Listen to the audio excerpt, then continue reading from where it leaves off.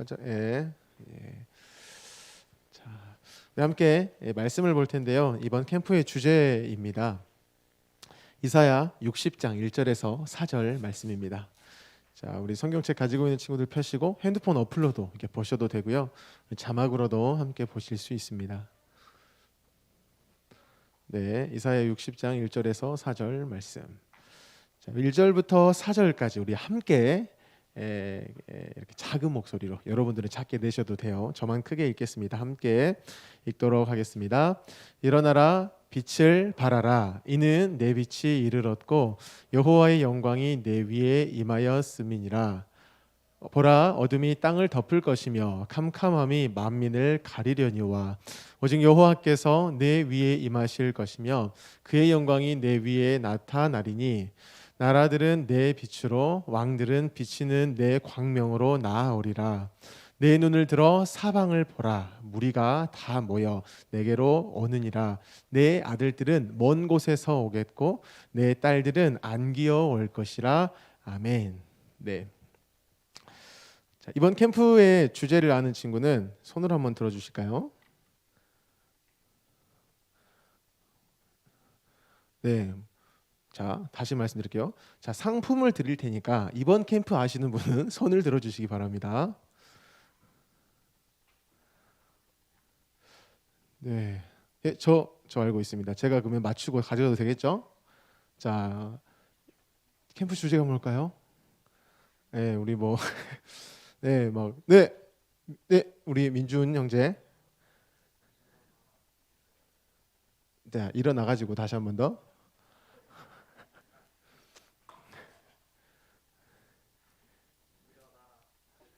네, 일어나라, 빛을 발하라. 자, 나오셔가지고 자, 여기 쿠폰이 엄청 많이 있어요. 굉장히 다양한 상품이 있는데 한 개를 이렇게 뽑으셔가지고 뒷면에 네임펜으로 자기 이름을 이렇게 쓰시고 우리 신사모님께 전달하시면 돼요.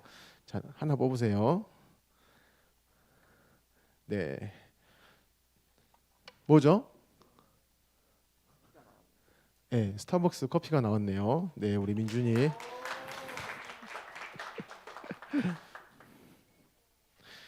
네, 제가 말씀을 이렇게 드리기 전에 저희가 이 말씀이 끝나고 나면 두 번째 프로그램을 할 때요. 또 이렇게 상품들이 좀 많이 나갔는데 그 프로그램 할 때 이번 말씀이 관련이 돼 있어요. 그래가지고 특별히 제가 여러분께 부탁드리는 것은 우리가 이 말씀 나눌 때 나오는 말씀 구절들 이것들을 좀 잘 이렇게 기억하시고 또 기록을 해 놓으시면 좀 이따가 유리합니다. 유리해요.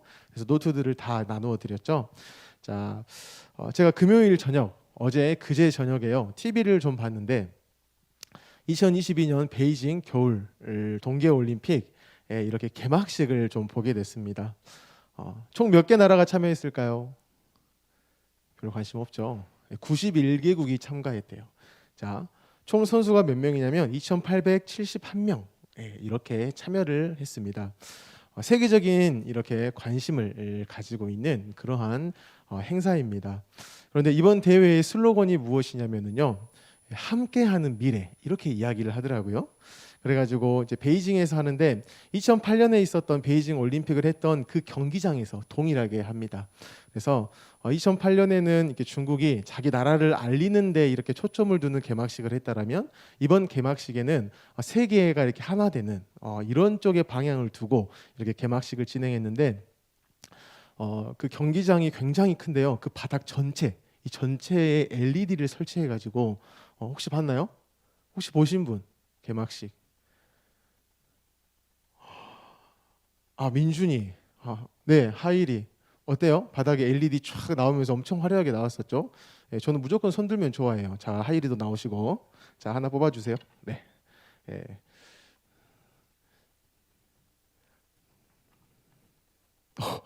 네. 네, 베스킨라빈스 아이스크림. 네, 뒤에다 이름 적어가지고 우리 사모님 들으시면 좋겠어요. 자, 화려한 LED 영상 이렇게 나온 다음에요. 그 다음에 이 베이징 동계올림픽 조직위원회 위원장인 차우치 위원장 이 사람이 나와서 축사를 이렇게 했어요. 그리고 나서 IOC 이 위원장인 토마스 바흐 이 사람이 이어서 연설을 했는데요. 유심히 그 두 분이 하는 이야기들을 좀 봤는데요. 이 부분에서 제가 우리 미래 세대가 좀 놔두면 좋겠다라는 생각이 들어서 제가 다시 유튜브를 들어가 가지고 그 생중계되었던 것을 이렇게 보면서 직접 그 통역을 하셨던 분들 거를 이렇게 타이핑해서 제가 좀 이렇게 인용을 합니다. 첫 번째로 차우치 위원장의 축사의 마지막 부분인데요. 한번 띄워주시죠. 여러분, 올림픽은 보다 빠르게, 보다 높이, 보다 강하게와 함께 하나됨의 단결을 외칩니다. 차이를 넘어 서로 포용하고 이해하는 것, 이 또한 올림픽의 매력입니다. 베이징 올림픽은 우리 인류가 어려움에 직면했을 때 어떻게 이겨내고 함께 미래를 만들어 나가는지 전 세계에 보여줄 것입니다. 다 같이 손잡고 미래로 나아갑시다. 인류 문명 공동체의 새로운 장을 열어갑시다. 이렇게 차우치 위원장이 먼저 축사를 했어요. 뒷부분인데 이거에 이어서 IOC 위원장이 나와서 또 연설을 했는데요. 그 마지막 부분을 또 한번 제가 읽어볼게요. 깨어지기 쉬운 세상에서 분열과 갈등, 불신이 증가할 때 우리는 세상에 보여줄 것입니다. 맹렬하게 경쟁하면서도 동시에 서로를 존중하며 평화롭게 살 수 있다는 것을요. 이는 올림픽의 미션이기도 합니다. 평화로운 경쟁 속에서 하나가 되는 것이죠. 서로를 잇는 다리를 놓고 벽은 허물어야 합니다. 인류가 다양성 속에 하나 되게 만드는 것입니다. 이 미션은 유엔 총회에서도 강력하게 지지합니다. 유엔에서는 올림픽 휴전 결의안이 193개 회원국의 만장일치로 채택되었습니다. 이렇게 이야기를 했어요. 자, 이 두 분이 나오셔서 해주신 이 말이 어때요? 굉장히 멋진 말이죠. 그리고 어떻게 보면 정말 그랬으면 좋겠다. 정말 저분들이 말하는 세상이 좀 되었으면 좋겠다라는 생각이 듭니다. 자, 근데 제가 그것을 이렇게 보고요. 또 질문을 저에게 하나 해봤어요. 저 말이 정말 되어질까? 그렇게 바란대요. 이번 올림픽이 그것을 이루어갈 수 있다고 이야기하는데 정말 그게 되어질까? 이게 그분들의 말로만 멈출까 아니면 실제 현실로 나타날까? 이렇게 질문을 해봤습니다. 어떨 것 같아요? 정말 이 현실이 되어질까? 안 될까? 자, 이번 동계올림픽이요 몇 번째냐면 24번째입니다. 그러면 그 앞에 23번째의 올림픽이 있었고 동계올림픽만이 아니라 수많은 세계의 어떤 축제들이 있었다라는 거죠. 그런데 그 올림픽마다 이렇게 어떤 축제마다 뭐 이런 굉장한 꿈에 대한 이야기, 전 세계 어떤 소망에 대한 이야기를 해왔어요. 참 아이러니하죠. 계속 해오고 있습니다. 하지만 세상은 그대로입니다. 그대로요. 자, 그래서 이 올림픽 할 때는 우리가 휴전합시다. 이렇게 유엔도 결의했습니다라고 말하는 것을 이렇게 보는데요. 과거에도 이렇게 훌륭하신 분들이 이러한 굉장한 세상에 대해서 이야기를 해왔지만 지켜지지 않았다라는 것이죠. 여전히 전쟁은 끊임이 없고요. 여전히 이렇게 국가 간의 갈등이 끝없습니다. 사실 이것을 또 국가, 세계로까지 갈 필요가 없어요. 제가 이것을 다시 이렇게 보느라고 유튜브로 봤다라고 말씀드렸잖아요. 이제 TV로 볼 때는 그냥 그것만 봤는데 유튜브를 보니까 이렇게 영상이 진행되면서 오른쪽에 실시간 채팅으로 사람들의 반응들이 이렇게 계속해서 올라와요. 자, 그것을 이렇게 봤는데요. 이렇게 생중계에서 사람들의 대화 이것을 봤는데 그 축사 또 연설의 내용 이것이 무색할 만큼 비난의 어떠한 정죄의 그러한 글들 뿐이었어요. 그 수많은 수백 명, 수천 명 사람들이 글을 써 올리는데 그 중에 단 한 명도요. 맞아. 저렇게 될 것 같아. 그래요. 희망을 가집시다. 말한 사람이 한 명이라도 있다고요? 없다고요? 있다고 없다고요? 없어요. 전혀 없어요. 뭐 우선 그 나라를 욕하기 바쁘고 뭐 엄청난 이야기들을 했다라는 겁니다. 자, 이게요. 저와 여러분이 살아가고 있는 지금의 현실입니다. 그 TV에서 보여지는 것은요 엄청난 화려함이었어요. 또 엄청난 정교함이었어요. 굉장히 많은 돈들이 들어갔고 수천 명의 사람들이 동원되어졌고 수많은 세계의 사람들이 다 모여 있어요. 엄청난 그 화려함과 준비됨, 규칙을 잘 지킴 이러한 것들이 있었어요. 또 외쳐대는 것은 서로 사랑합시다. 서로 어떻게 좀 잘해봅시다. 배려합시다. 라고 이야기는 하고 하는 그 순간의 실시간의 대화창을 보면 전혀 아니었다라는 거예요. 우리나라만의 일이 아니라 아마 세계의 어떤 다른 부분들도 사람들이 똑같이 이 반응을 한다라는 겁니다. 또 하나의 질문을 해볼게요. 자, 이 엄청난 세계적인 행사, 이 올림픽이라는 것이 과연 세계를 하나로 만들 수 있을까? 전 세계의 땀과 노력으로 개최되고 진행되어지고 있다라고 하는 이 올림픽, 이것으로 인해서 코로나로 인해서 마음이 닫혀져 버리고 힘들어하는 사람들에게 진짜 힘을 줄 수 있는가? 진짜 위로를 줄 수 있는가? 그래서 이 올림픽의 이주의 이 경기들을 보고 힘을 막 얻어가지고 정말 사람들이 일상을 잘 살아낼까? 절대 아닙니다. 절대 그럴 수 없다라는 것이죠. 자, 제가 굳이 올림픽이라는 것을 이렇게 들먹거린 이유가 있어요. 방금 제가 말씀드렸던 이 질문이 있죠. 올림픽을 통해서 세계가 하나 되고 지친 마음들이 위로를 받고 일상을 살아갈 수 있냐 그랬는데, 이 올림픽이라는 그 말에요, 이걸로 좀 바꿔서 우리가 한번 질문을 다시 해봤으면 좋겠어요. 그 올림픽에서 이야기했던 것이 우리가 잘해봅시다, 서로 최선을 다해봅시다, 배려합시다. 예, 곧 인류의 열심이라는 단어로 대체할 수 있습니다. 인류의 열심, 이것을 올림픽이라는 말에 이렇게 넣어가지고 다시 한번 더 질문을 해보죠. 자, 인류의 열심, 이것이 세계를 하나로 만들 수 있는가? 인류의 열심이 코로나로 인해 마음 다친 그 사람들에게 다시 한번 위로를 줄 수 있는가? 인류의 이 열심, 이것이 사람들로 하여금 다시 일상을 정말 힘차게 살아가게 할 수 있는가? 아니었다라는 것이죠. 이미 전쟁과 가난과 기근과 이 모든 것들이 여전해 왔다라는 겁니다. 그렇기 때문에 인류는요, 사실 계속해서 싸우기 위해, 전쟁하기 위해 잠깐의 쉼을 갖고자 해요. 어떠한 그 쉼의 그 자리가 이런 올림픽, 이런 것이 아닐까, 이런 생각까지 들었다라는 것입니다.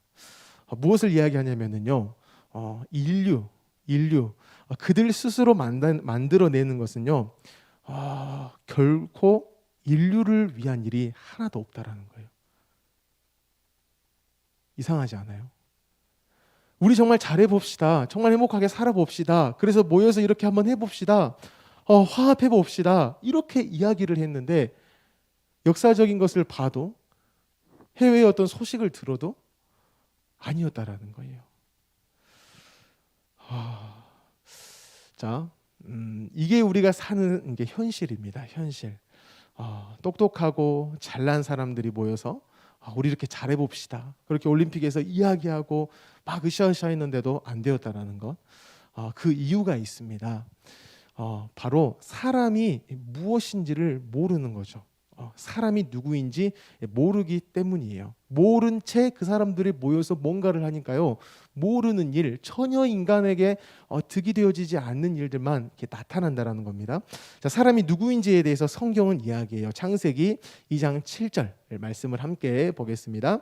여호와 하나님이 땅의 흙으로 사람을 지으시고 생기를 그 코에 불어 넣으시니 사람이 생명이 되니라, 이렇게 이야기합니다.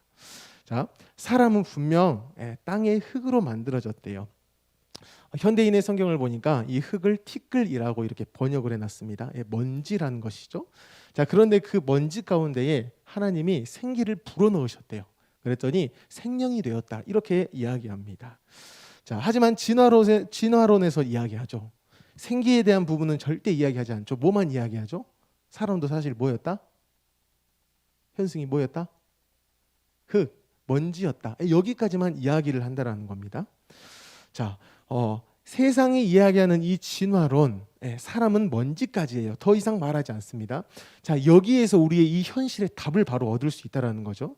올림픽이 세계 평화를 가져다 줄 수 없다, 이것에 대한 답이 뭐냐? 인간을 진화론으로만 이야기를 한다라는 거예요. 그래서 그 인류들이 모여서 열심을 다해요. 먼지들이 막 모여서 열심을 다해요. 그러면 뭐만 되죠? 먼지만 날립니다. 먼지만 날리는 거예요. 그 먼지 날림에 대해서 성경이 이야기하는데, 자, 이사야 59장입니다. 이사야 59장 3절부터 7절까지 한번 읽어볼 텐데, 우리 조를 좀 편성했죠. 조별로 한번 우리 화면을 보시고 읽었으면 좋겠어요. 사랑조, 사랑 조장님, 우리 윤지원 조장님 사랑조세요. 네, 사랑조. 그 다음에 우리 소망조, 네, 소망조. 그 다음에 죄송합니다. 자, 지원 믿음 줘. 쏘리. 미안하니까 와서 쿠폰 하나. 자, 네. 너무 미안해요. 막 자기 아니라고 하는데 너무 미안하네. 자, 네, 오 베스킨 라빈스, 네, 좋아요. 자, 다시 믿음 줘. 믿음, 네, 네 좋습니다. 자, 소망 줘. 소망, 사랑. 마지막 아멘. 아멘죠. 자, 3, 4, 5, 6 이렇게 믿음, 소망, 사랑, 아멘 한 절씩 읽으시고 마지막 7절은 다 함께 읽도록 하겠습니다. 먼저 3절 우리 믿음조가 읽겠습니다. 이는 너희 손이 피.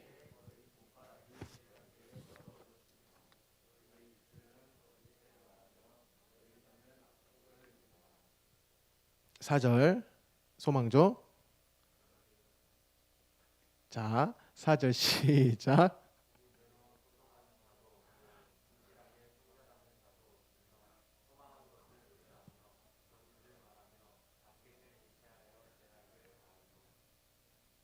시작.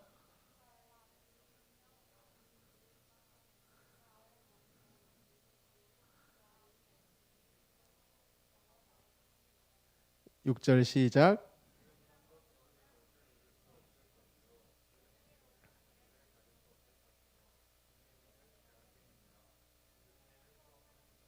같이 읽겠습니다. 그 발은 행악하기에 빠르고 무죄한 피를 흘리기에 신속하며 그 생각은 악한 생각이라 황폐와 파멸이 그 길에 있으며 이렇게 이야기합니다. 자, 좀 이해하기 어려운 말씀일 수 있어요.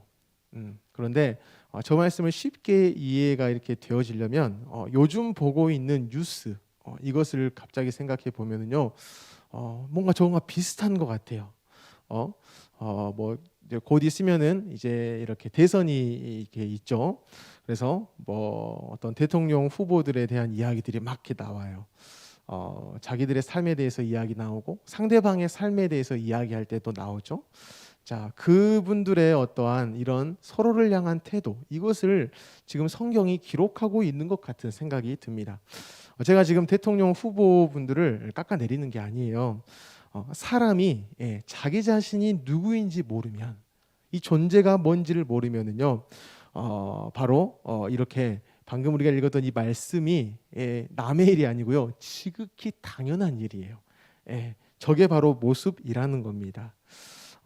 저도 마찬가지고 또 누구도 여러분도 손가락을 이렇게 해가지고 나 시작 나 나 사람에 대한 성경적 이해가 없으면 이사야 59장 방금 여러분이 읽었던 그런 모습들이 나오는 게 지극히 자연적이라는 겁니다. 자, 그런데 그러한 상황에서요, 사람들이 이야기를 했죠. 저건 아니다. 어떻게 저럴 수 있냐. 우리 정말 잘 살아보자.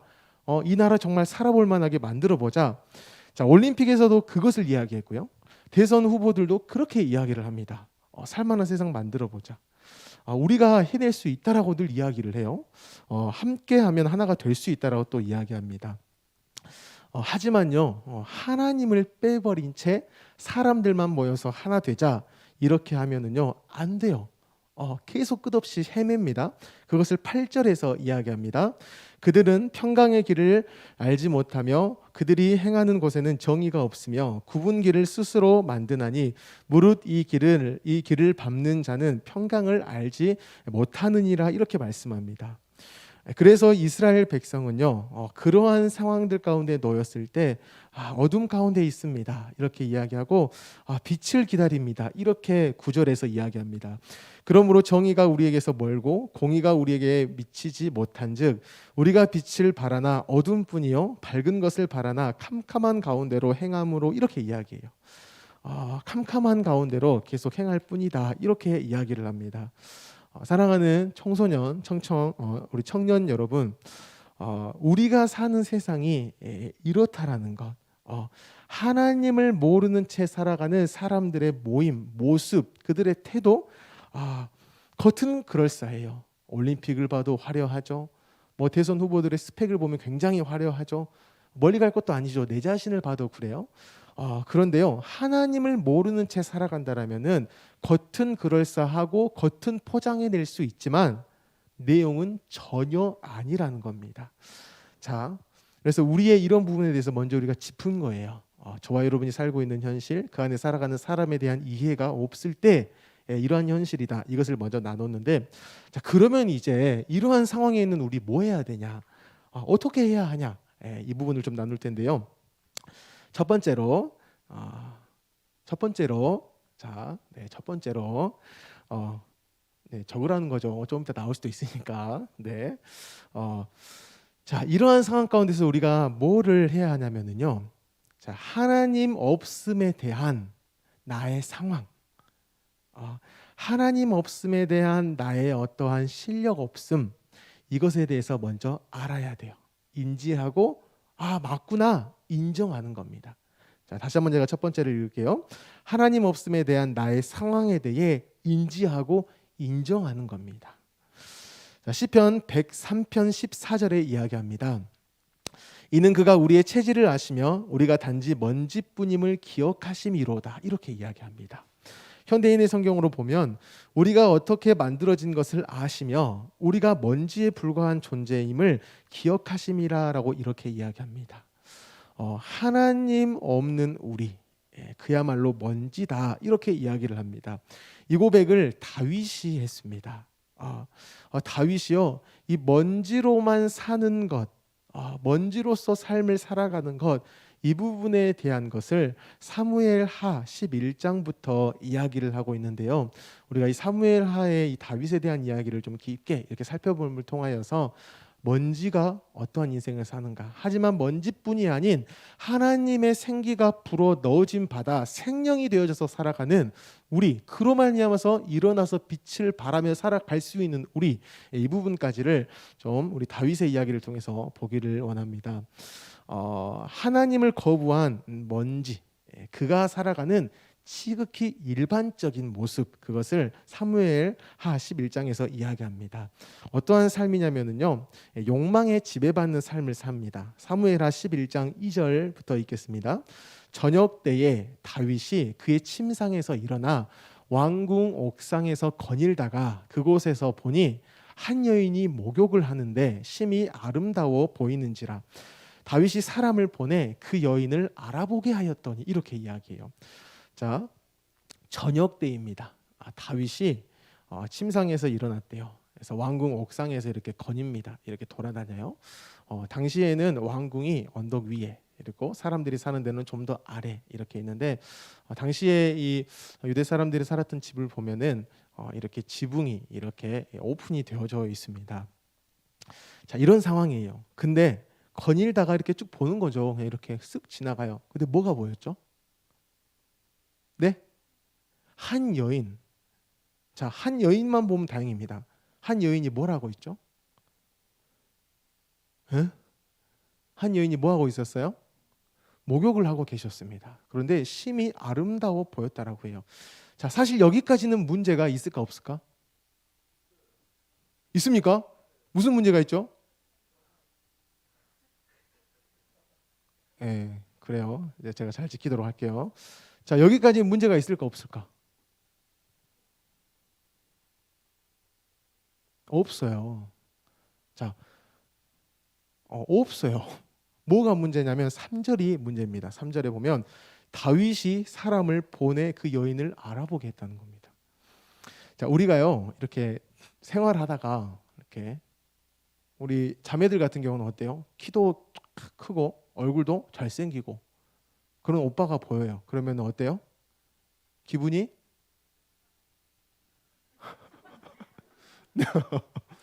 네, 네. 기분이 좋죠. 네, 기분이 좋습니다. 자, 기분 좋고 넘어가요. 괜찮습니다. 자, 그런데 지나갔어요. 그런데 기분이 좋은데 자꾸 돌아봐요. 걸음을 멈춰요. 뭐 가서 이제 뭐 이렇게 서로 아직 뭐 여자친구도 없고 그렇게 싱글인 청년들이면 뭐 이렇게 서로 연락을 주고 받을 수는 있지만, 자, 예를 이제 저로 한번 들어보겠습니다. 자, 저는 어떠한 사람이죠? 우선 뭐 했어요? 청년이 아니고 결혼을 했어요. 그래서 제가 어느 날 이렇게 갔는데 한 여인분이 굉장히 아름다워요. 자, 이렇게 가다가 제가 봅니다. 그럼 제가 잘못한 건가요? 아니죠. 자, 그래서 지나가셨어요. 근데 만약에 제가 보고 쫓아가요. 우선 포기해요. 자꾸 생각이 나. 또 그 현장을 가봐. 번호를 따. 여기는 뭐예요? 문제라는 거죠. 자, 다윗이요. 그 순간에 그 아름다운 것이 보여진 것, 이것은 어쩔 수 없습니다. 자, 그런데 그 이후에 3절에 뭘 했냐면요. 사람을 보냈어요. 그 여인에 대해서 알아보게 했다라고 합니다. 자, 어떠한 그것이 우리의 이 머리 가운데 잠깐 남을 수 있지만 이 머리에 머물면 안 되는 거예요. 새가 스쳐 지나가면 되는데 머리에 둥지를 틀면 안 된다라는 것이죠. 자, 그런데 이 다윗 가운데에는요, 그게 자기를 지배해 버립니다. 심히 아름다운 그 여인이 자기 자신을 끊임없이 갉아먹어요.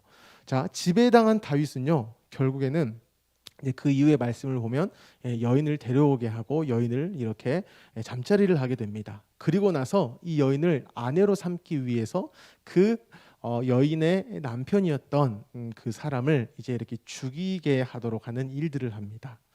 자, 이 부분에서 저와 여러분을 좀 봤으면 좋겠어요. 내 생각을 지배하는 무언가가 있을 때 그것의 지배에서 벗어날 어떠한 힘이 있는가? 먼지에게는요, 먼지로만 있는 사람들에게는 절대 그런 힘이 없습니다. 저항할 수가 없어요. 왜냐하면 먼지, 그가 살아가는 방식 때문에 그렇습니다. 진화론에서 결국에는 이야기하는 게 뭐죠? 뭐한 자가 살아남는다? 네, 강한 자가 살아남는다라는 거죠. 진화론의 생존 법칙이 그래요. 그게 그들의 자연스러움입니다. 그래서 약육강식의 삶을 살아갈 뿐입니다. 자, 우리 학교에서의 어떤 예를 좀 들어봤으면 좋겠어요. 자, 학교에서 강한 자는 누구죠? 누가 강섭이 학교 어디죠? 그래요. 학교 쌤이 강자군요. 자, 또 다른 생각이 있으신 분? 학교장? 민준이? 뭐 그럴 때 그렇게 중학교 때는 관심이 가죠. 자, 고등학생들에게 물어봐야겠네. 자, 학교에서 학생 중에 강자는 누구죠? 네? 아닌가? 저만 이렇게 생각한가? 자, 학교에서 강한 자는요, 성적이 높은 사람입니다. 자, 아닌가요? 아니에요? 아닌가? 그래서 사람들이 다 성적을 높여서 이렇게 가려고 하는 게 아닌가? 강자 되기 위해서 열심히 공부해요. 그게 강자예요.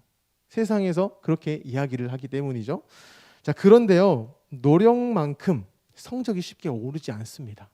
자, 그러한 상황인데 이때요, 컨닝할 기회가 딱 주어졌어. 자, 이 시험을 통해서 내가 이제 전교 1등이 되냐 안 되냐가 딱 그 순간인데 이 컨닝만 하면 내가 1등이 될 그럴 상황이라는 거죠. 자, 그런데 참 감사하게도 아무도 몰라요. 컨닝하는 걸 아무도 모르는. 자, 이때요, 먼지로만 있는 그 사람들은요, 이 상황이 기회로 여겨진다라는 겁니다. 그래서 컨닝을 해요. 컨닝하기 위해 컨닝 자체가 목적이 아니에요. 뭐 하기 위해서죠? 전교 1등을 하기 위해. 왜 1등을? 그래야 살아남는다라고 세상에서 늘 들어왔기 때문에. 자, 하지만 먼지만이 아니라 거기 가운데에 생기가 부어져 버린 이 사람들은요, 다른 방식을 취하게 됩니다. 자, 물론 그 사람도, 이 사람을 우리가 쉽게 예수 믿는 사람이라고 해볼게요. 예수 믿는 사람도 성적에 대해서 압박을 가질까요? 안 가질까요? 가지죠. 가집니다. 자, 그런데요, 그에게 있어서 이 성적은 내가 높은 성적을 얻어서 강자가 돼야지 이러한 류의 어떤 압박이 아니라는 겁니다. 그에게 있어서 목적은 높은 성적, 그래서 내가 세상에서 좀 떵떵거리며 사는 것이 목적이 아니고요. 학생으로서 배우는 것이기 때문에 배움, 요것이 그에게는 목적이라는 겁니다. 그렇기 때문에 예수 믿는 학생들은 높은 성적이 목적이어서 공부를 열심히 하는 것이 아니고요. 배울 것에 대해서 잘 배우는 거죠. 그로 말미암아서 결과를 보니까 성적도 높은 거예요. 그렇기 때문에 그러한 사람이 순간 컨닝의 이런 순간에 왔다라고 해요. 이미 이 사람에게는 컨닝이 무의미해요. 컨닝이 유혹으로 다가오지를 않는다라는 겁니다. 순간 그냥 성적만 집착했다가 컨닝? 나는 그게 아니지. 나는 이 세상에서 그렇게 살아가는 사람이 아니지. 이게 딱 정리가 되어진 순간 컨닝할 필요가 없다라는 거죠. 자, 이번 시험에서 내가 좀 틀리면 뭐 하면 돼요? 틀려요. 그리고 나서 뭐 하면 되죠? 시험 끝나고 오답 정리해서 알아놓으면 돼요. 이 사람의 목적은 뭐다고요? 배우는 거니까. 그것에 대해서. 자, 제가 방금 말씀드렸던 예수 믿는 학생, 꿈 같은 소리 같이 이렇게 들릴 수 있습니다.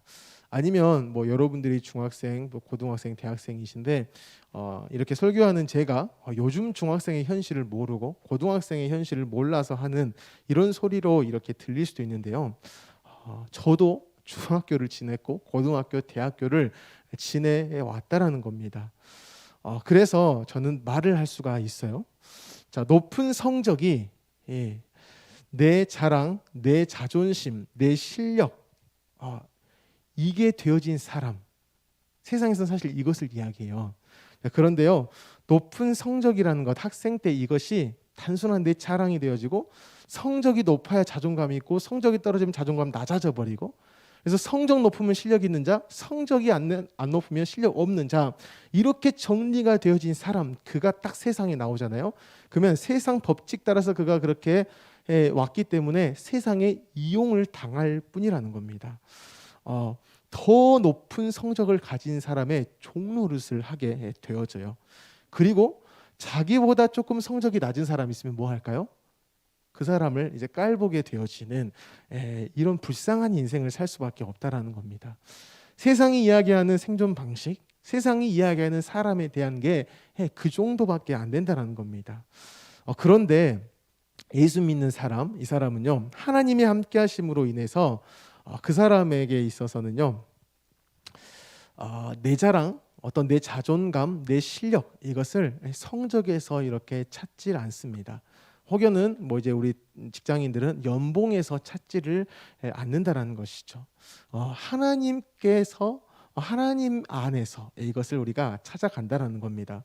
그래서 컨닝이 필요가 없게 되어지는 이러한 원리가 있다라는 거죠.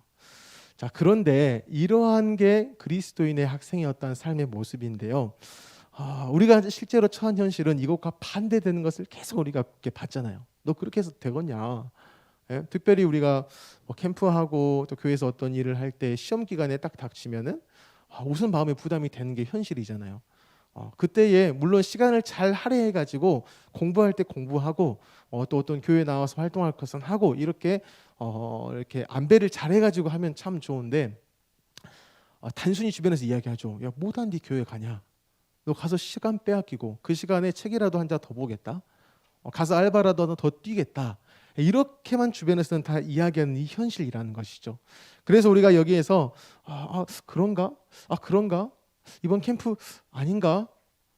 이렇게 갈등할 때 하나님께서는요, 우선은 말씀을 하시겠죠. 뭐 이렇게 제가 교육자니까 우리 캠프 같이 하자. 하나님 또 만나자.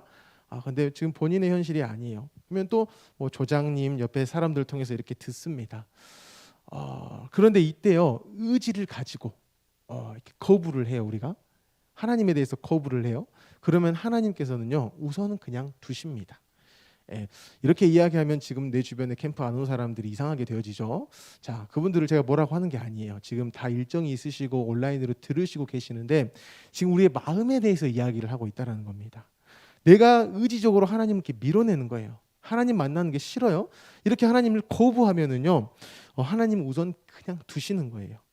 자, 그러면서 뭐를 알게 하시냐면은 너는 원래 먼지뿐이 아니라 너는 내 생기로 말미암아서 생명이 되어진 존재인데 네가 스스로 먼지로만 살기를 네가 그렇게 원하니까 그럼 먼지가 겪는 현실이 뭔지를 내가 좀 보여줄게 하고 하나님은 이렇게 우리를 두시는 것이죠. 자, 그래서 다윗에게도요, 하나님 없음으로 인한 삶, 이것이 그게 그 가운데 경험이 되어집니다. 그리고 그게 어느 정도로 죄스럽고 어느 정도로 부끄러운 일이고 또 어느 정도로 끔찍한 일인가에 대해서 하나님이 이렇게 알게 하시는 거예요. 자, 나단 선지자를 통해서 말씀을 하시는데 사무엘하 12장 9절입니다. 그러한데 어찌하여 네가 여호와의 말씀을 업신여기고 나 보기에 악한 일을 하였느냐? 네가 칼로 햇사람 우리아를 치되 암몬 자손의 칼로 죽이고 그의 아내를 빼앗아 네 아내로 삼았도다. 이렇게 이야기를 합니다. 자, 먼지로만 있었어요. 그러면 욕망에 대한 지배에 쌓이게 됩니다. 그리고 수많은 계획들을 짜죠. 내가 저 여자를 내 안에 삼기 위한 이 모든 과정 가운데에서요, 하나님께서는 그가 먼지로만 있을 때에 겪게 되어지는 이런 부분들을 계속 이렇게 알게 하신다라는 겁니다. 너는 그렇게 살아갈 존재가 아니라는 것을 이렇게 이야기를 해 주신다라는 것이죠. 자, 그래서 이 부분에 대해서 다윗이 이제 하나님이 누구이신가에 대해서 이제 알게 되어지고요. 다윗이 이렇게 이제 태도를 바꾸게 되어집니다. 자, 두 번째입니다. 두 번째. 자, 다윗이 뭐 하면은요, 회개를 하게 되었죠. 죽게 돌아오게 된다라는 겁니다. 분명히 그가 생각했을 때 그 여자를 취해서 내 아내로 삼으면 진짜 최고일 것 같았어요. 너무 좋을 것 같으니까 그렇게 했다라는 거죠. 자, 근데 그게 아니라는 것을 지금 그가 알게 되어졌어요. 이게 아니었구나. 내가 지금 지옥 같은 현실을 살아가고 있구나. 이것을 지금 알게 되어졌다라는 겁니다. 그리고 그 말씀에 보게 되어지면은요, 그 이제 아내인 그 밧세바와의 사이에서 태어났던 그 아이가 죽게 되어집니다.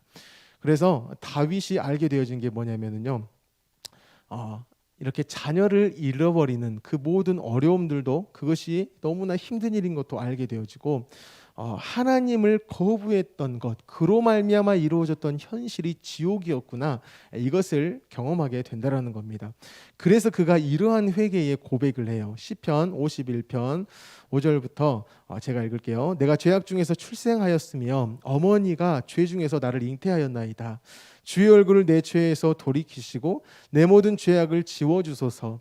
하나님이여, 내 속에 정한 마음을 창조하시고 내 안에 정직한 영을 새롭게 하소서. 나를 주 앞에서 쫓아내지 마시며 주의 성령을 내게서 거두지 마소서. 주의 구원의 즐거움을 내게 회복시켜 주시고 자원하는 심령을 주사 나를 붙드소서. 이렇게 이야기해요. 자, 이게 회개의 고백이라고 이야기를 했는데요, 결코 이 부분을 우리가 면밀히 살펴보면은 이렇게 안 들려요. 잘못했어요. 저 다시 그렇게 안 할게요. 이렇게 안 들려요. 뭐라고 들리냐면요, 주님, 그래서 그랬습니다. 그래서 그렇게 됐습니다. 이 고백이요. 이게 뭐냐면은 지금 이 다윗은 내 행동에 대해서 후회하고 있는 게 아닙니다. 내 존재에 대한 고백을 하고 있다는 것이죠. 그래서 회개에는요, 반드시 하나님 없음으로 인한 이것에 대해서 고백을 하게 되어져요. 자, 여기서 보면 5절에 내가 죄악 중에서 출생하였으며 어머니가 죄 중에서 나를 잉태하였나이다. 이 죄라는 이 부분이요, 내가 어떻게 해서 이게 아니라 그냥 내 자체 가운데 너무 밀접한 나라는 겁니다. 나라는 겁니다. 자, 그것은 곧 뭐냐? 그러한 하나님 없이는 살아갈 수 없는 나입니다. 이러한 간절한 고백이라는 것이죠. 그리고 나서 주님, 저는 주 없이 살 수 없어요. 그랬더니 이러한 죄 중에 이런 지옥 같은 현실을 맛봤어요. 그것이 아니고 이제 다시 하나님으로 말미암아 살기 원합니다. 하나님으로 말미암아 살아가게 하십시오. 이렇게 고백이 지금 시편에서 되어진다라는 겁니다. 자, 그런데 이러한 회개에 있어서 우리가 생각을 할 때요, 좀 우리가 염치 없지 않나, 이렇게 혹시 생각이 들 때가 있어요. 근데 전혀 그럴 필요가 없다라는 겁니다. 내가 하나님을 떠난 거예요. 다윗이 그 순간 하나님을 떠난 거예요. 하나님을 거역한 것이에요. 자, 그래서 다시 돌아왔는데 하나님 날 받아주실까? 이런 생각할 필요가 없다라는 겁니다. 왜냐하면은요, 하나님께서는요, 우리의 어떠함 때문에 받아주시는 게 아니라 그냥 우리를 받으셔요. 우리가 하나님 말씀대로 잘하면 받고 못하면 안 받고, 이게 아니라 앞에 붙은 어떠한 우리를 꾸며주는 말 전혀 필요 없습니다. 그냥 우리예요. 그냥 우리면 받아주시는 분입니다. 하나님의 목적은요, 그래요. 우리 자체에 있다라는 겁니다. 로마서 11장 1절에 보면 그러므로 내가 말하노니 하나님이 자기 백성을 버리셨느냐? 그럴 수 없다. 이렇게 이야기를 하셨다라는 것이죠. 그렇기 때문에 저와 여러분이요, 하나님은 우리가 돌아오면 하나님의 어떠한 일하심이 있어요. 이렇게 나단 선지자를 통하여서 이야기를 하고 이게 아니었구나. 그래서 다시 돌아와요. 죄 지어서 나간 자가 돌아와요. 그러면 하나님이 봐서 좀 버티다가 그래 받아줄게 아니 그 즉시 받아주신다라는 걸 이것을 좀 기억하는 저와 여러분이 되어졌으면 좋겠어요. 그래야만이요 여기에서 우리가 다시 출발을 할 수가 있게 되어집니다. 네, 다시 출발하는 거예요 여기서. 그 출발에 대한 부분을 오늘 우리가 캠프의 이렇게 본문을 통해서 좀 보는데요. 이사야 60장 1절 일어나라 빛을 발하라 이는 네 빛이 이르렀고 여호와의 영광이 내 위에 임하였음이라. 네, 자 우리가 여기에서 이제 출발을 하는 겁니다. 자 여기서 출발을 해요. 그래서 우리가 세 번째로 이야기해 볼 것이 무엇이냐면 여호와의 영광이 임하면은 지금 내가 있는 곳에서 일어나서요 빛을 발하게 된다라는 겁니다. 이게 엄청 중요한 문장이에요. 이게 조금 이해가 되도록 제가 설명을 드릴 거예요. 자, 세 번째로 여호와의 영광이 임하니까요 지금 내가 있는 곳에서 일어나서 빛을 발하게 돼요. 저 말씀 60장 1절 말씀 저게 내 삶 가운데에서 딱 드러나 버린다라는 겁니다. 자, 그런데 우리가 이 말씀에 대해서 단순히 딱 저 부분만 봐요. 일어나라 빛을 발하라고 하니까 또 일어나래 빛을 발하라고 하네. 그러니까 마치 우리가 뭔가를 해야 될 것으로 이렇게 받아들일 수가 있습니다. 또 보니까 또 하나님 차원에서 원하는 거니까 또 수준도 높은 것 같고 어떤 기적적인 일들을 해내라 이렇게 이해할 수 있는데 전혀 그렇지 않아요. 여호와의 영광이 임하였기 때문에 일어나서 빛을 발하는 거야 이렇게 지금 이야기를 하신 겁니다. 자, 다윗이 이것을 경험했던 사람입니다. 다윗이 실제로 일어나서요 빛을 발해버렸어요. 왜 빛을 발했다고? 뭐가 있었으니까? 뭐가 있었으니까? 네? 여호와는 맞아요. 그 성경 보세요. 시편 60장 1절 뭐가 있어요? 뭐가 이미 있어? 왜? 네?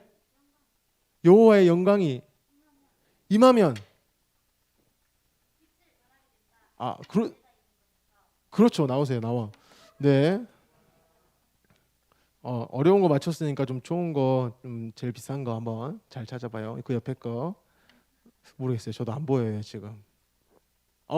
네, 좋습니다. 던킨 도너츠. 네, 저랑 나눠 먹어요. 네. 자, 다윗이 빛을 발했어요. 왜냐하면은요 여호와의 영광이 임해버렸기 때문입니다. 자, 다윗에게 임한 하나님의 영광 이것을 한번 보면 좋겠는데 사무엘하 12장으로 가가지고요 16절 말씀입니다. 여기는 다 같이 한번 읽어보도록 하겠습니다. 시작. 다윗이 그 아이를 위하여 하나님께 간구하되 다윗이 금식하고 안에 들어가서 밤새도록 땅에 엎드렸더니 이야기예요. 자, 땅에 엎드려서 회개를 해요. 자, 여호와의 영광이 임하면 회개하게 돼요. 자, 욕망을 이루기 위해서 사실 다윗은 엄청난 계획들을 세웠었죠. 계획으로만 멈춘 게 아니에요. 실제 사람을 보냈고 실제 그 사람을 전장에 보내서 죽였어요. 계획을 실천으로 옮겼어요. 자, 그랬던 다윗입니다. 그랬던 다윗을요 하나님이 돌이켜 버리셨다라는 거예요. 이게 지금 여호와의 영광이 임하니 그가 일어서서 빛을 발했다라는 거예요. 자, 다윗이 하나님으로 말미암아서 이렇게 돌이켜졌는데요. 자, 이 다윗의 회개, 다윗의 일어서서 빛을 발하는 어떠한 이런 모습들은 다윗의 열심의 결과가 아니다. 이것을 지금 이야기를 하고 있는 거예요. 자, 여호와의 영광이 임했다. 그로 말미암은 다윗의 어떠한 모습인 것과 같이 다윗이 지금 이러한 놀라운 회개를 하는 게 자기의 어떠함으로 된 게 아니라는 겁니다. 자기가 생각을 좀 해보니까 저 사람의 아내를 내가 얻기 위해서 사람까지 죽여버렸네. 이러한 내 안에 양심이 이렇게 발동돼 가지고 나타난 결과가 아니라는 거예요. 저와 여러분이 이러한 어떤 회개라든지 이런 부분을 살펴볼 때요. 우리 안에서 그게 뭔가 이렇게 발현된다 이렇게 생각하시면 안 됩니다. 자, 다윗은 신분이 뭐죠? 왕이에요. 자, 왕이라면은요 도덕적 양심, 예, 이것이 발동되고도 남을 자리의 사람이라는 겁니다. 자, 그런데요, 그러한 어떻게 보면 완벽하고 절대 그런 죄 안 지을 사람 같지만 욕망이 이렇게 일어나요. 그러면 도덕적인 양심 이것은요 그냥 욕망이 눌러버립니다. 너무 쉽게 눌러버려요. 그만큼의 욕망은 어떠한 그런 힘이 있다라는 겁니다.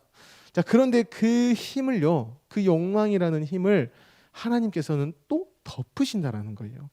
자, 욕망에 사로잡힌 다윗, 욕망에 사로잡힌 그 다윗을 오히려 하나님이 더 사로잡아 버리십니다. 자, 왜 그러셨냐면요, 하나님께서 이 다윗이라는 사람은 그 안에 드는 욕망 이것이 충족되어져야 만족할 사람이 아닌 거예요. 하나님께서 그 다윗을 볼 때요, 다윗은 그것으로 만족할 수 없는 자예요. 이미 그것으로는 절대 만족이 안 될 자야. 안 될 자. 오직 하나님께만 사로잡혀야 만족할 인생, 이것이기 때문에 하나님께서는 다시 한 번 더 이것을 말씀하시는 거예요. 오히려 그 여인에 대한 부분이 내 안에 들어왔고 다윗이 의지적으로 그걸 거부했을 때, 하나님의 어떤 마음들을 거부했을 때 그것이 만들어내는 현실을 하나님이 경험케 하셨다. 이것은 단순히 네가 내 뜻을 거역했으니까 네가 한번 고통받아봐라 이게 아니고, 너는 그런 욕망으로 인하여서 채워진 받아야 만족할 인생이 너는 아니야. 끊임없이 말씀하셨음에도 불구하고 그것을 주장하면 하나님은 허락을 하시고 그것의 현실을 보여주시는 거예요. 먼지만 있는 자의 그 현실을 보여주시는 거예요. 그로 말미암아서 다시 알게 하시는 것이죠. 너는 그것으로 살아갈 인생이 아니다. 그렇게 하나님이 강하게 이렇게 이야기를 하시는 겁니다. 이 하나님의 영광이 임해버려서 그가 회개도 하게 되어지고, 또한 그 이후의 말씀에 보면 진짜 실제적인 일어나서 빛을 발하라, 그것의 현실의 모습을 살아가는데요, 그 여호와의 영광이 임한 게 무엇인지 사무엘하 12장에서 이야기를 해요. 자, 한번 봐볼게요. 사무엘하 12장 1절부터 4절입니다. 자, 여기도 4절까지니까 한번 조별로 좀 더 아까보다 큰 목소리로 한번 읽었으면 좋겠어요. 우리 믿음조가 1절부터 읽겠습니다. 시작.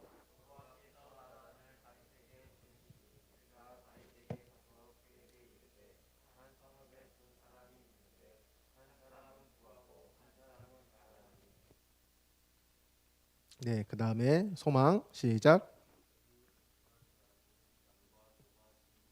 그다음 사랑 시작.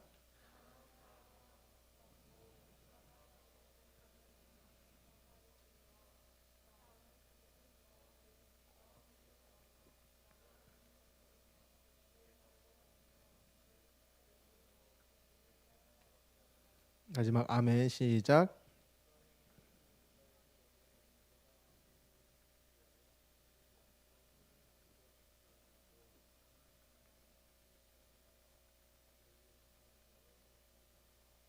자, 이게 어떤 내용이냐면은요, 지금 사무엘하 11장에서 이 다윗이 지금 범죄한 사건에 대해서 쭉 기록을 하고 나서 하나님이 그것에 대해서 악하게 보셨다라고 11장 마지막에 기록을 해요. 그래서 그 부분에 대해서 이제 다윗에게 너는 그것으로 살아갈 사람이 아니야. 너는 그걸로 만족할 사람이 아니야. 이것에 대해서 당시에 나단이라는 선지자를 통해서 이야기를 해주시는데, 그 나단이라는 사람이 이 비유를 통해서 이야기를 하는 거예요. 자, 이 이야기를 이제 다윗이 듣는 거예요. 다윗이 듣는 거예요. 자, 보면은 내용이 어때요? 한 성읍에 두 사람이 있대요. 한 사람은 어때요? 부자예요. 많은 걸 가졌고, 한 사람은 갖지 않았어요. 가난해요. 자, 그 부한 사람은 양과 소가 심이 많아요. 이미 받은 게 너무 많습니다. 가난한 사람은 아무것도 없어요. 오직 자기가 사가서 기르는 작은 암양 새끼 한 마리뿐이에요. 그 암양 새끼는 그와 그의 자식과 함께 자라요. 그냥 동물로서만이 아니라 좀 어떻게 보면 친근감을 느끼는 가족과 같은, 그래서 그의 품에 누우며 그에게는 딸처럼 되었거늘 이라고 이야기해요. 엄청 많은 받은 자가 있어요. 근데 없는 자가 있어요. 자, 그러한 상황인데, 자, 4절에 어떤 행인이 그 부자에게 먼저 와요. 그래서 부자가 자기에게 온 행인을 위하여서 자기의 양과 소를요 아껴요. 엄청 많아요. 근데 아껴요. 오히려 가난한 사람의 그 양을 빼앗아서 자기에게 온 그 손님에게 그것을 대접을 했다. 이렇게 이야기를 지금 나단 선지자가 범죄한 다윗 왕에게 이렇게 이야기를 해요. 그랬더니 5절에 뭐라고 이야기를 하냐면 다윗이 그 사람으로 말미암아 노하여 나단에게 이르되 여호와의 살아 계심을 두고 맹세하노니 이 일을 행한 그 사람은 마땅히 죽을 자라. 그가 불쌍히 여기지 아니하고 이런 일을 행하였으니 그 양 새끼를 4배나 갚아 주어야 하리라 한지라. 이렇게 이야기합니다. 이 이야기를 다윗이 듣고 어떻게 그런 놈이 있을 수 있느냐, 이 놈은 죽여야 한다, 이렇게 이야기를 했어요. 자, 이렇게 반응하는 다윗에 대해서 나단 선지자가 7절에서 8절 이야기합니다. 나단이 다윗에게 이르되 당신이 그 사람입니다. 당신이 그 부자와 같습니다. 이스라엘의 하나님 여호와께서 이와 같이 말씀하셨습니다. 내가 너를 이스라엘 왕으로 기름 붓기 위해서 너를 사울의 손에서 구원하고 내 주인의 집을 너에게 줬고 내 주인의 아내들을 내 품에 두고 이스라엘과 유다 족속을 너에게 맡겼느니라. 만일 그것이 부족하였을 것 같으면 내가 너에게 이것저것을 더 주었으리라. 이렇게 이야기를 하시죠. 자, 이 상황이 하나님의 영광이 임한 것의 과정이라고 말씀을 드렸죠. 자, 하나님은 계속해서 이야기하시는 거예요. 야, 너는 나면 된다. 내가 네 인생을 다 채울 수 있다. 나는 사실 지금까지 그렇게 해왔다. 그래서 네가 왕으로 세워졌다. 그런데 지금 네가 그 가난한 자의 양 한 마리를 취해서 했던 것과 같다. 이렇게 이야기를 하시는 것이죠. 하나님의 영광이 임하였다라는 것은요, 하나님이 우리의 인생 가운데에서 누구신지에 대해서 이야기를 이렇게 하십니다. 근데 갑자기 우리 그냥 이렇게 뭐 뜬금없는 이야기를 하시는 것이 아니고요, 우리의 현실을 딱 놓고 거기 가운데에 하나님이 누구이신지를 이야기하시는 것. 어떻게 보면 하나님의 자녀지만 하나님을 멀리하고 그래서 죄 지을 수밖에 없는 죄인의 모습으로 사는 그 나를 그냥 두시지 않고요, 애써 찾아오신 거죠. 나단 선지자를 통해서 찾아오신다라는 겁니다. 오셔가지고 이야기하시는 거예요. 야, 내가 너에게 이렇게 많이 주었어. 너에게 정말 많이 주었어. 내가 너의 전부야. 이렇게 또 이야기를 하신다라는 것이죠. 그래서 이 이야기를 듣고 다윗에게 나타난 반응이 뭐였냐? 회개였다라는 것입니다. 자, 그리고 나서 이 회개가 되어져, 아까 시편에서 읽었던 말씀 있죠? 회개가 되어지고 나서요, 이제 이 다윗이 진짜 일어나서 빛을 발하게 되어집니다. 사무엘하 12장 20절에 보면은요, 다윗이 땅에서 일어나 몸을 씻고 기름을 바르고 의복을 갈아입고 여호와의 전에 들어가서 경배하고 왕궁으로 돌아와 명령하여 음식을 그 앞에 차리게 하고 먹은지라. 이렇게 이야기를 해요.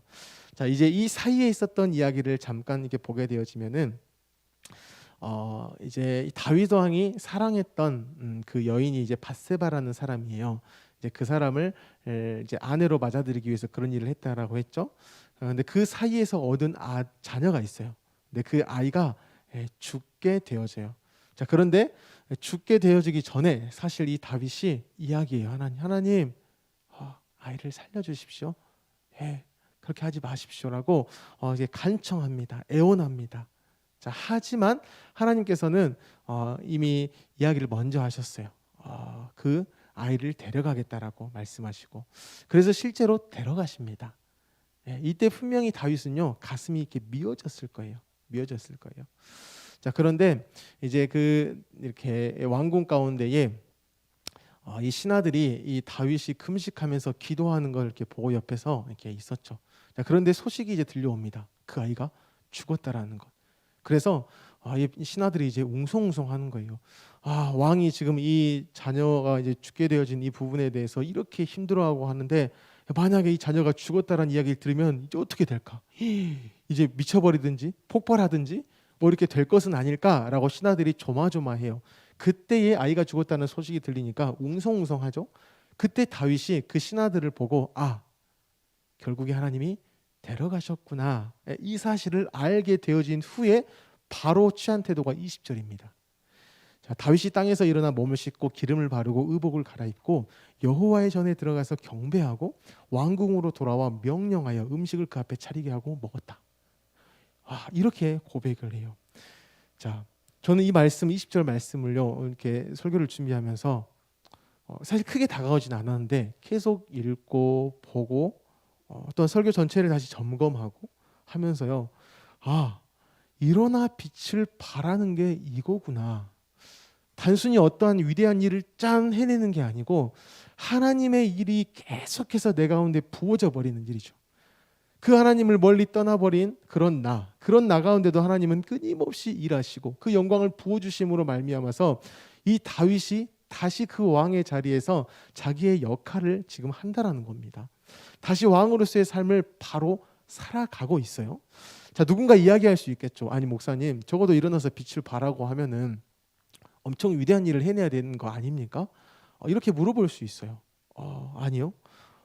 이것보다, 이 다윗의 이 태도, 이러한 것보다 위대한 일은 없어요.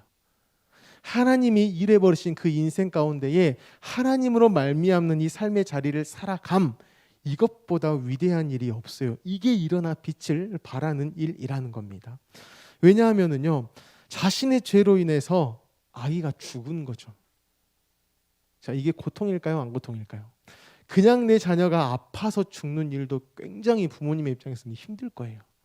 근데 나 때문에, 내 죄로 인해서 아이가 죽었다. 자, 이 엄청난 고통으로 인하여서 성경에도 보면 침상이 눈물로 이렇게 뜬대요.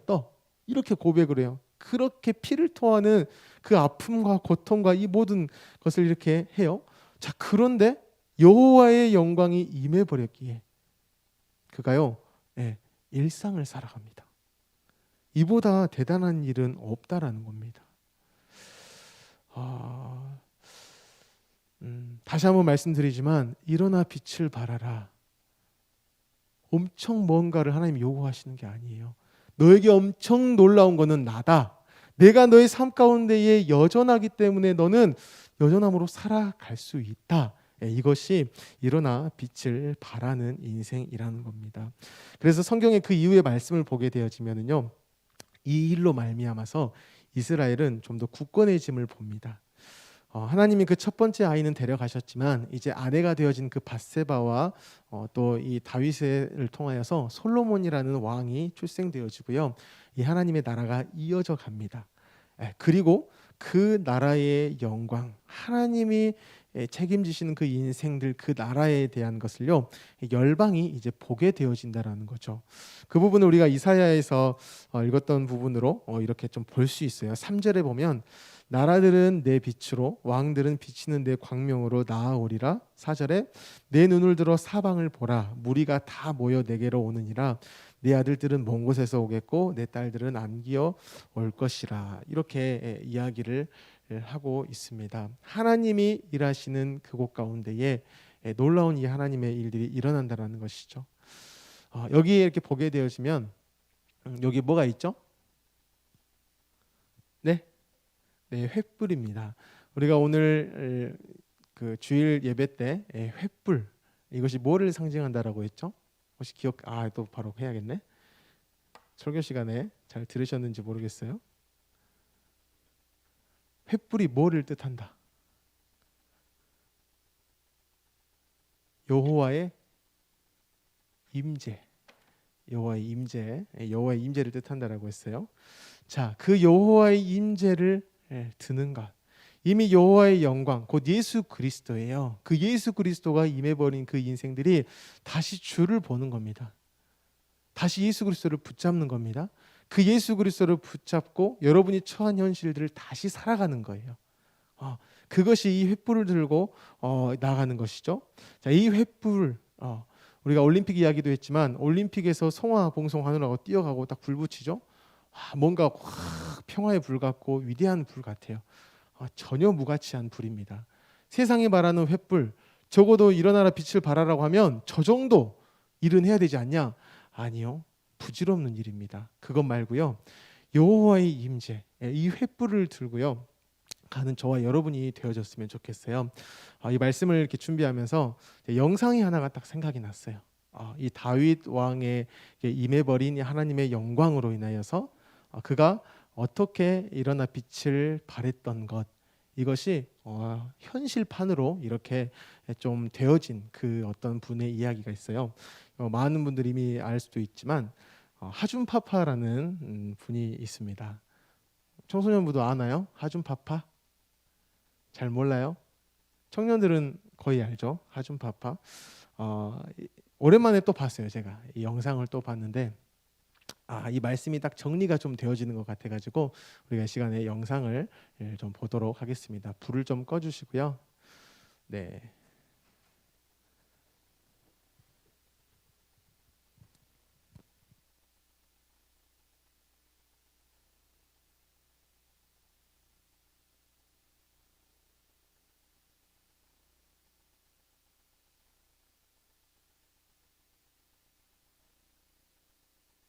이걸 잃어보니까 비범하다고 해서 이겨낼 수 있는 고통은 아니더라고요. 슬픔에 때로는 무릎이 까질 때까지 기어다니면서 울었을 겁니다. 저는 오늘 이 자리에 서서 이준이에게 이렇게 이야기하고 싶습니다. 아빠 잘 살고 있다고. 아빠가 슬픔을 딛고 일어나서 많은 사람들을 살리자라고 이야기하고 있다라고.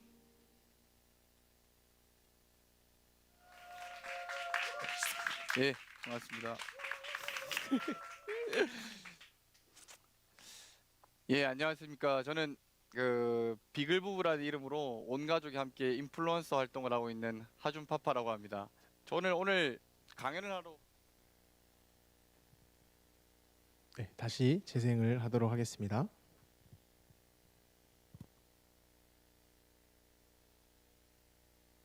보면 이렇게 이야기해주고 싶어요. 아빠는 너가 잘 사는 것보다 누군가를 잘 살게 만들어주는 삶을 살았으면 좋겠다라고. 그게 아빠를 가장 기쁘게 할 것 같다고. 그래서 나는 너가 어떤 누구를 닮기보다 내가 가장 사랑하는 우리 엄마, 너의 할머니를 닮았으면 좋겠다고. 그러면 아버지의 인생이 너를 바라볼 때 가장 행복할 것 같다고 이야기해주고 싶습니다. 둘째 아들에게 써주고 싶은 편지가 있는데요. 저희 둘째 아들은 한 달 전에 하늘나라를 먼저 갔어요. 뭐가 그렇게 급했는지 먼저 갔어요. 근데 제가 이제 아이가 이제 심폐소생술 끝내고 이제 숨을 걷어갈 때 이제 의사 선생님이 마지막 인사를 제게 시켰습니다. 그리고 아들에게 제가 가서 손을 잡았어요. 근데 손이 너무 차갑더라고요. 너무 힘들었어요. 그래서 손을 잡고 제 아들에게 이렇게 얘기했습니다. 아빠가 너의 희생이, 너의 죽음이 그냥 죽음이 아닌 희생이었다는 것을 반드시 증명시켜 줄게. 너가 그냥 왔다 간 것이 아니라 너는 반드시 너의 사명을 끝냈다라는 것을 아버지의 인생을 통해서 반드시 보여줄게. 성경에는 다윗이라는 인물이 있어요. 근데 장례식장에 혼자 앉아서 너무 힘들어서 성경을 펼쳤는데 저와 같은 아픔을 겪었던 한 성경의 인물이 있더라고요. 다윗입니다. 다윗이 어느 날 자기의 죄 때문에 자기의 사랑하는 아이를 잃습니다. 하나님께서 선지자를 보내줘서 다윗에게 이렇게 이야기합니다. 너가 지은 죄 때문에 너 아이는 먼저 하늘나라 갈 거야. 다윗이 너무 슬퍼서 눈물로 기도합니다. 먹지도 않고 자지도 않고요. 어느 날 아이가 아프기 시작하고 7일 동안 아이가 아픈 이후에 하늘나라로 갑니다. 신하들이 걱정하는 거예요. 왜냐하면 왕이 그렇게 근심했는데 갑자기 하늘나라로 자식이 갔다라는 소식을 들으면 너무 절망해서 다시 일어나지 못할까 봐. 신하들이 웅성웅성거리는 소리를 듣자 다윗이 자리에서 번떡 일어납니다. 왜냐하면 자식이 하늘나라로 갔다는 걸 알았던 거예요. 그때 갑자기 옷을 갈아입고 몸에 기름을 바르고 몸을 씻고 몸에 기름을 바르고 의복을 갈아입습니다. 그리고 밥을 먹습니다. 신하들이 너무 의아해한 거예요. 당신은 자식이 죽기 전에는 그렇게 난리를 치더니 자식이 죽고 났는데 왕이시 어떻게 그렇게 아무렇지도 않은 것처럼 살 수 있습니까? 라고 하니까 다윗이 이렇게 대답합니다. 나는 그에게 가려니와 그는 내게로 돌아오지 아니하리라 하니라. 저는 옛날에 그냥 다윗이 그냥 강한 사람인 줄 알았어요. 다윗이 너무 강하고 다른 사람이랑 똑같지 않고 뭔가 특별하고 뭔가 비범한 사람인 줄 알았습니다. 근데 자식을 잃어보니까 비범하다고 해서 이겨낼 수 있는 고통은 아니더라고요. 다윗은 아마 평생을 사무치는 슬픔에 살았을 겁니다. 다윗은 슬픔에 때로는 무릎이 까질 때까지 기어다니면서 울었을 겁니다. 근데 다윗은 오늘 이렇게 이야기하고 있습니다. 걔는 내게 못 오는데 나는 반드시 걔에게 갈 거야. 나는 걔에게 갈 수 있으니까. 여러분, 저는 컴패션을 통해서 아이를 돕고 있습니다. 수명의 아이를 돕고 있는데요. 저는 오늘 이 자리에 서서 이준이에게 이렇게 이야기하고 싶습니다.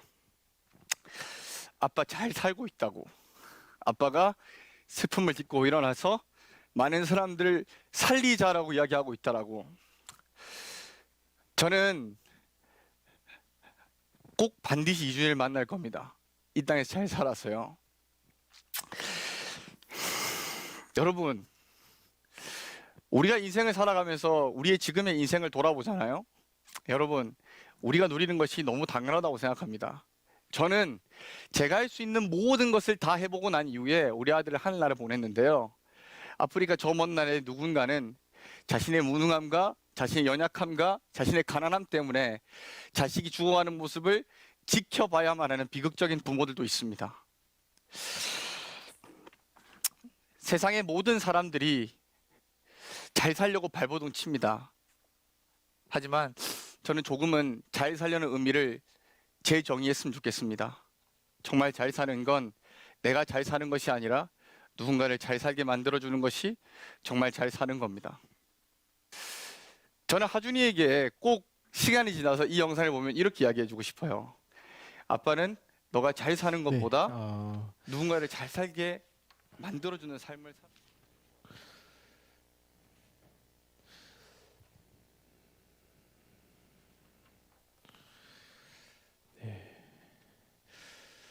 어때요? 이렇게 예수 믿는 분이에요. 이렇게 뭐 인스타라든지 유튜브에도 보면은 뭐 집에서 이렇게 그 아들과 막 성경 말씀 주고받고 뭐 혼자 막 예배하는 영상 막 이렇게 성령 찬양 막 보혈 찬양 부르는 것도 올리시는 분이고 이러신 분입니다. 저분이 이제 아들이 하준이가 있고 둘째 이준이가 있는데 굉장히 어린 아이인데 이렇게 심장마비로 이렇게 죽습니다. 저도 그 소식을 이제 이렇게 SNS를 통해 듣고요. 너무 마음이 아팠어요. 그리고 많은 사람들이 이렇게 애도하고 그랬습니다. 그리고 뭐 장례식의 어떤 일정들도 듣고 그 이후에 한 달 이후에 지금 세바시에 나와서 이렇게 했던 영상 이미 뭐 작년, 재작년 이렇게 영상이긴 한데요. 저게 가능할까? 왜 저게 되어지지? 답은 뭐예요? 여호와의 뭐가 임했다고요? 여호와의 영광이 임한 인생이라는 겁니다. 다윗 왕도 그 순간에 다시 자기의 일상의 삶들을 그 하나님의 은혜를 붙잡고 나아갔듯이 저 하준 파파 분도 마찬가지인 거죠. 그래서 저와 여러분이 일어나서 빛을 발하는 이 일, 하나님께서 우리를 그렇게 이미 부르셨고요. 다시 한 번 더 우리가 또한 청소년을 살아갈 때에, 청년을 살아갈 때에 일어나 빛을 발하며 나가는 삶을 이야기하세요. 그래서 첫 번째로 우리가 뭔지 하나님 없음으로 말미암는 것에 대한 삶에 대한 부분 이해를 하고 그래서 내 삶들이 이렇게 힘들고 고단하구나. 하지만 그것이 끝이 아니라 거기에 대해서 하나님이 너는 나 없이는 살 수 없는 사람이다. 너는 나로만 사는 인생이다를 끊임없이 이야기하시죠. 그럼 우리는 다시 주를 붙잡아 나오는 겁니다.